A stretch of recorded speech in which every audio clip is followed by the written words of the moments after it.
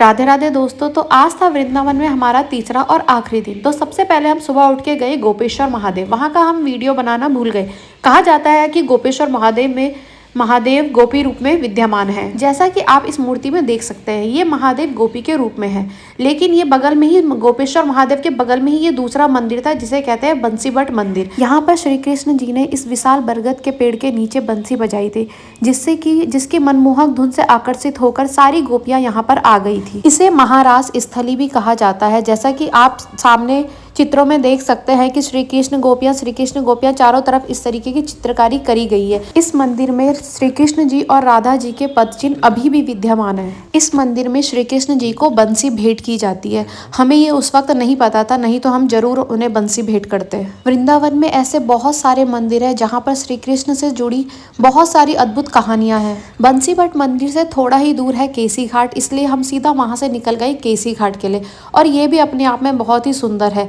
सुबह 9 बजे से आकर आप यहाँ पर घाट की खूबसूरती निहार सकते हैं और बोटिंग का आनंद भी उठा सकते हैं। और संध्या के 6 बजे आप यहाँ पर आकर यमुना आरती में शामिल हो सकते हैं। यह राजस्थानी आर्किटेक्चर में बना हुआ है। यह स्थान भी बहुत ही पवित्र है, क्योंकि कहा जाता है कि भगवान श्री कृष्ण जब राक्षस केसी को हराया था तो उसके बाद यहीं पे आकर स्नान किया था। इस घाट पे आकर मैं यही एक चीज सोच रही थी कि जब भगवान श्री कृष्ण यहाँ पर रहते होंगे उस समय ये घाट और ये जगह, ये वृंदावन कितना सुंदर हुआ करता होगा। लेकिन कहीं ना कहीं हम लोगों ने इसे बहुत ज्यादा प्रदूषित कर दिया। हम सभी लोगों को कोशिश करनी चाहिए कि हम यहाँ वहाँ गंदगी ना फैलाएं। ये हमारे घाट वैसे ही सुंदर और स्वच्छ होने चाहिए जैसे श्री कृष्ण जी के टाइम पे थे। तो थोड़ी देर यहीं सुकून से बैठकर हमने अपना समय बिताया। और यहीं बगल में मंदिर में प्रसाद बट रहा था जिसमें कि खिचड़ी मिल रही थी, तो वो यहाँ पे बैठ के हमने खाई प्रसाद खाते हुए। उसके बाद हम सीधा चले गए अपने रूम में, क्योंकि हमें करना था चेकआउट, और चेकआउट करके हमें जाना था मथुरा के लिए।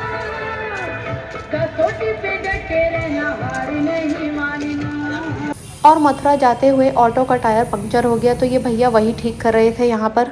मथुरा पहुंचकर थोड़ी देर आराम करने के बाद हम निकल गए रमन रेती के लिए। और यहाँ उतरते हमने देखा कि यहाँ पे पार्क में बहुत सारे हिरन हैं।